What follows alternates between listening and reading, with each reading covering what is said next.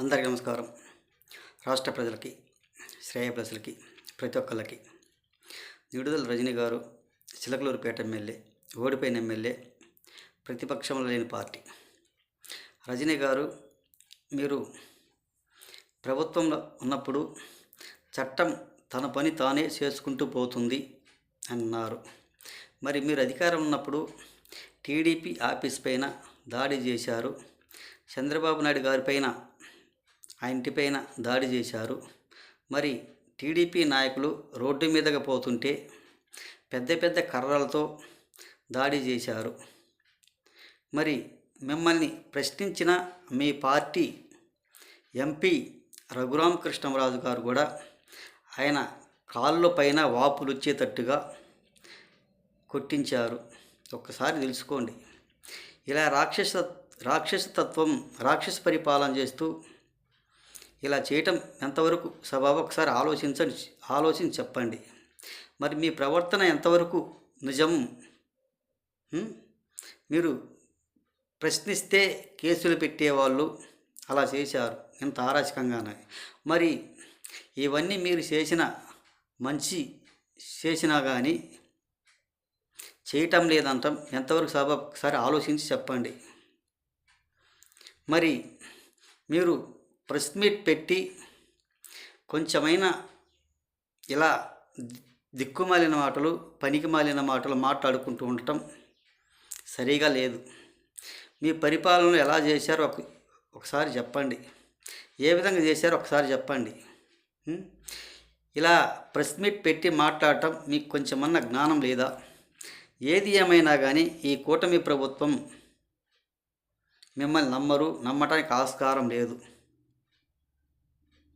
మీరు ఎలా మాట్లాడితే ఆ విధంగా మాట్లాడతారు. మీకు మాట్లాడడానికి ఏం ఆస్కారం లేక, మీరు అధికారం లేక ఇటువంటి పనికిమాలిన మాటలు మాట్లాడుకుంటూ ఉంటారు. అంతకు తప్ప ఏమీ లేదు. మీరు ఎలా మాట్లాడే తీరు కూడా మీకు చీచీ అవతలికి పోండి అనేటట్టుగా మీరు చేస్తున్నారు. మిమ్మల్ని ఏమనుకోవాలో ఏమో అర్థం కావటం లేదు. నిడుదల రజనీ గారు పురుషోత్తంపట్నం అని అంటున్నారు. మరి ఊహించుకోండి, చుట్టుపక్కన ఎన్ని పల్లెలు ఉన్నారో, ఎన్ని పల్లెలు ఉన్నాయో ఏమో అర్థం కావ పరిస్థితి. ఆ పల్లెలు నీకేమన్నా తెలిసింటే మీరు చెప్పగలవా? పల్లెలు ఆ నియోజకవర్గంలో ఎమ్మెల్యే కదా నువ్వు. అంటే దాని అర్థం దానికి పోతుందన్నమాట, మీకేం తెలియనట్టుగా. మరి చిలకలూరుపేట చుట్టుప్రక్కన కావూరు, కొమ్మవారి పాలెం,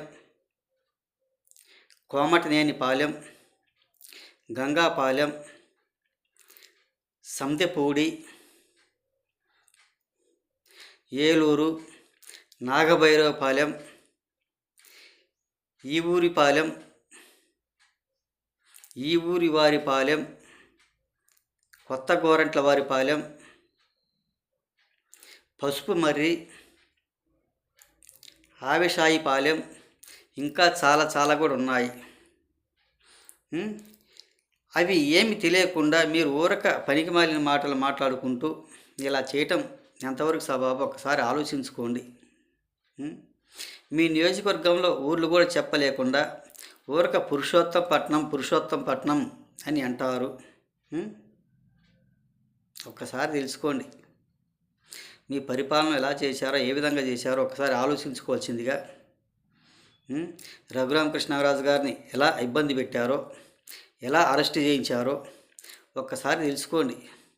ఊరకు పనికి మాలిన మాటలు మాట్లాడుకుంటూ ఇటువంటి ప్రెస్ మీట్లు పెట్టుకుంటే రాష్ట్ర ప్రజలను నమ్మే స్థితి లేరు, నమ్మరు మీ వైఎస్ఆర్సీపీ పార్టీని.